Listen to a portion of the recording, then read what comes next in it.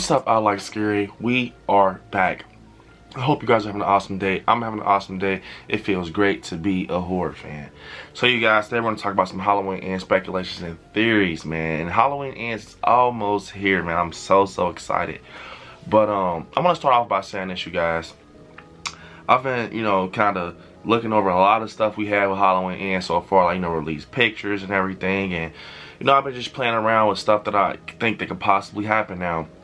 In my previous video, I was telling you guys about, we get this picture of Laurie Strode, aka Jamie Lee Curtis, looking like out of a window or something, like possibly over the sink or whatever. But you see like something in the back, closer to that door where you're entering the house in that POV. You see like almost like a body.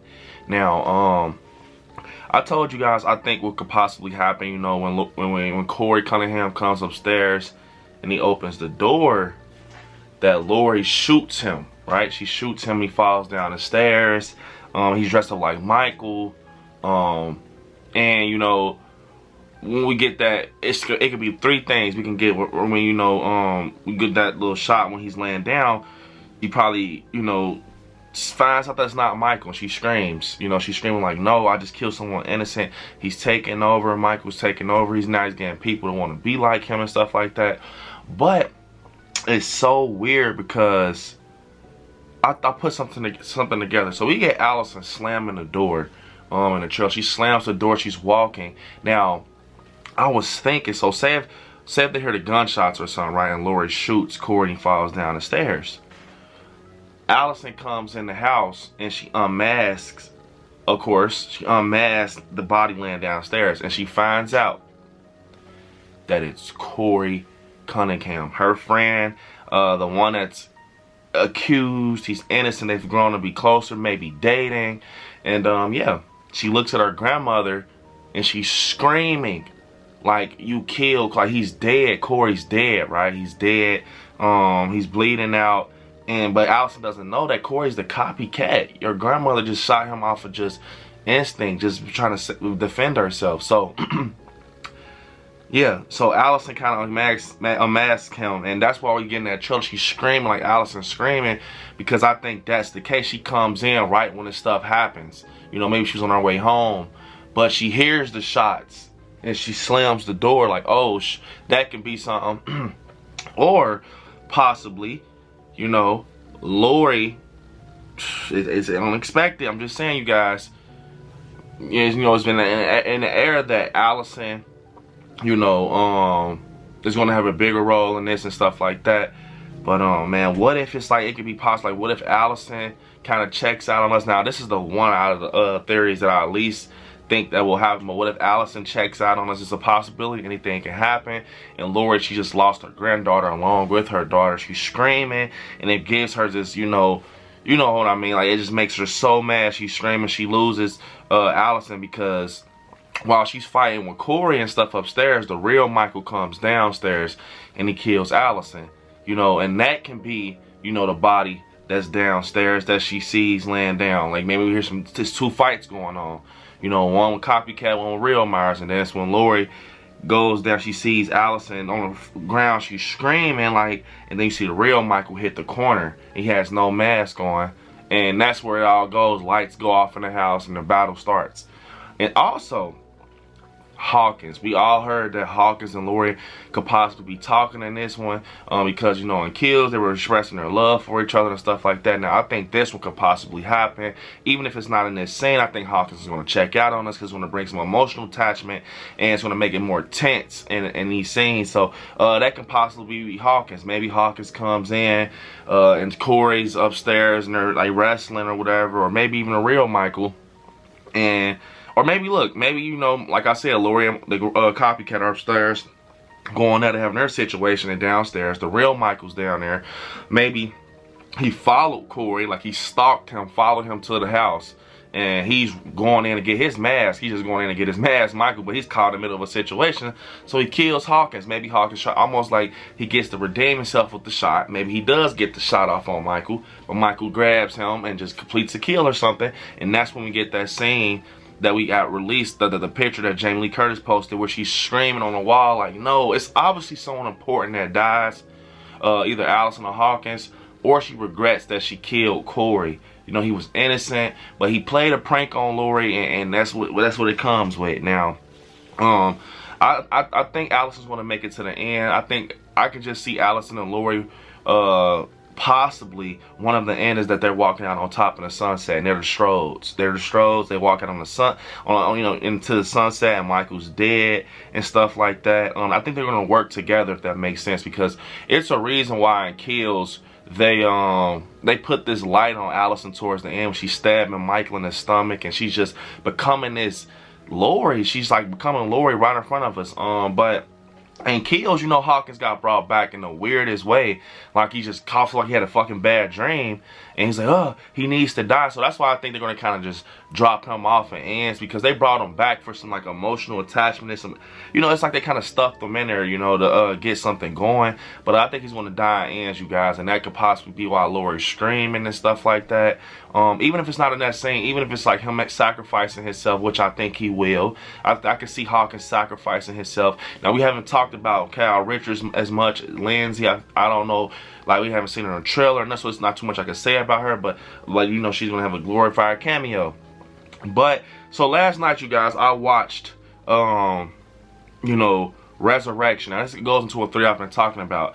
So, as you guys know, in the beginning of Resurrection, we get this guy, it's like he's a mental patient. Michael completes a kill or whatever, but Michael comes downstairs and hands him the knife, and he has, like, these newspapers and everything, and he's like, you know, such and such, you know, 1963 first kill, and just talking about the history of Michael.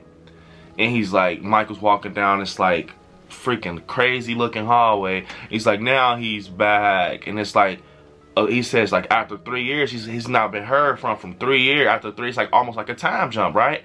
So I'm like, man, what the fuck? I've been watching these Halloweens because it's a lot of clues in these Halloweens, because David Gordon Green has been pulling from them, you guys. I'm telling you. It's not he's copying, but he's using these things to kind of tighten up the film, which is kind of cool. But, and it's like 3-year time jump, right? That Michael comes. He comes back to Haddonfield or whatever. And look, this is the one that blew my mind. So we get this scene with, I forget their names. It's like the freaking, they're from the film, the guy with the curly hair and the chick that has like on a maroon shirt, and they're like, you know, freaking doing what they're doing down in the basement where Michael possibly lives or wherever it is. But it's like these gates, right? It's like these gates, but it kind of looks like a sewer down there. It looks like a sewer. If you kind of look, it looks like a sewer. And I'm not trying to dive too deep or OD, but it was like, you know, Busta Rhymes said, like, Michael's been living under this fucking house for no galore, like, you know, who knows how long, and he has been, right? So I was thinking, like, bro, hold up. So then we get, you know, Busta Rhymes being a copycat Myers. He's walking through the house. He's walking through the house and stuff. He's following Michael. Now, I know we hate this film, but he's following Michael, and it's like he's trying to prank people. Like, he even grabs the one chick like this, and he's like, ah, Michael's here. This is what I was telling you guys about. I think Corey can be something like that, but a little more aggressive, if that makes sense. I think he could be something similar to Busta Rhymes or the copycats in Halloween 4. I don't think he's going to be one that actually completes kills. Maybe he kind of gets forced into it with Laurie, try to wrestle with her to get away, but not try to kill her, because he's probably talking to Allison and he's dating her. But anyways, I was thinking, now Michael lived under this house in Resurrection, under the Myers house. What if, I even touched on this before in Halloween Kills, the continuous of Halloween Kills, the mob is like, you know, what Tommy Doyle said, we tried with you guys didn't help us, we're taking matters into our own hands, basically. What if the house that night, somehow, someway, because David Gordon Green did mention the bulldozer, that the house gets bulldozed, right? So Michael has nothing to come back to, because obviously that Myers house is a big piece of history, and it stands out, and they're saying it's, you know, haunted and everything. It screams Michael Myers. So say if a mobster or, you know, somebody in the mob freaking just tears down the house. They tear down the house and like, yeah, Michael can't come back now, right? And he hasn't came back 4 years. But he's in the sewers, cave dwellers. Somehow around that Myers house, he's like in the blueprint of the Myers house. He's in the sewers, bro. He's like literally close, but no one thought about that to check that Michael's in the sewers. You know what I'm saying? Almost like Resurrection. He's living under there, but he's waiting till, you know, something happens for him to come out. Cave dwellers. So I was thinking that, like, man, what if, you know, they kind of like bulldoze the house or whatever they do, vandalize, just take it down, right? Whatever they got to do to take it down, and Myers is living under the sewers. that's close to the Myers house. And like I said, you guys, I've been touched on this. I used to think that Corey, you know, when Corey and Laurie gets that situation, if that's Corey, we don't even know, when she pulls the gun out, that, you know, he runs into the source because Laurie fires some shots. But at this point, I think Laurie's going to kill him right there. But I do think that, because you see on his face, he has like a bruise. Now, we see that he has a bruise on his face. Now, I told you guys, I think Haddonfield is going to bully him into being a shape because they're tired of this stuff. And they kind of like, you know, just had something going with Michael. They just had some stuff going on with Michael. And then we go a few blocks over to find out that something's going on with a babysitter and a murderer and everything. Of course, they're going to try to crucify him and bash him. So I think Haddonfield is going to be against Corey, like trying to just, you know, make him out to be something that he's not. But he's going to actually get bullied and be in a shape, like I keep telling you guys. But maybe we get something where someone just, I don't know, maybe he's getting chased or something, and he goes into the sewers, and it's like by the Myers house, and that's when Michael catches him, possibly. You know, Michael catches him right there. And like I told you guys, I talked about a lot with Halloween 5. They're pulling from Halloween 5, I feel, too. You know, with, you know, Michael grabs him and then he collapses. Because that's the only thing I could think of. I don't know how the hell Corey would get Michael's mask off his head. Karen got lucky because Michael was not focused on her. So she got lucky and snuck up and took it. Maybe Corey does the same thing. But Corey's going to get that mask if he's the copycat. Somehow, some way, he's getting that mask. I don't know how. This is me talking about that theory, but that's what I think is going to happen, man. It's going to be something like that with Hawkins and Allison or Corey down in that scene when Laurie's screaming. And I think the Myers house could possibly get damaged in some way, shape, or form where Michael can't go there no more, and he gets in the sewer closer to it to still feel like he's there. And yeah, I think, you know, Corey's going to be the reason Michael comes back when he steals his mask. That's going to be the reason Michael comes back. He's going to come out, and that's how he's going to come across Laurie, because of Corey. So Corey's going to be the main reason Michael comes back, in my opinion, and what I think. So, yeah, I got another video coming out soon about Halloween Ends, man, because I'm consistently just thinking about this. I cannot wait. Halloween is freaking, bro, Halloween Ends is almost here, man. I'm so excited. It's in arm's reach. But comment down below, you guys, what you think about everything we talked about. Is this going to be Allison right there laying at the bottom of the steps? If it's a body, is it going to be, you know, Corey? Is it going to be Hawkins? I want to know what you guys think. And do you guys, you know, think that what I said was true about possibly Michael living in the sewers near the Myers house? You know, the Myers house gets damaged and stuff like that. And, you know, Corey being the reason that Michael comes back to Haddonfield because he steals his mask. And that's what's going to happen. And I think Corey's going to be the reason, you know, Laurie and Michael cross paths. You know, he's just going to just do something and he's going to be the reason. But comment down below, you guys. This is the end of the. Don't forget to hit me on social media at I Like Scary on Instagram, I Like Scary77 on TikTok, and I Like Scary on Twitter, and Brandon on Facebook. Also, you guys, don't forget you become a member of the Patreon to get exclusive content and benefits of the channel. And right there where it says subscribe, next to it, click join, and you get exclusive content, get a nice little cool badge next to your name, and be invited to private watch parties.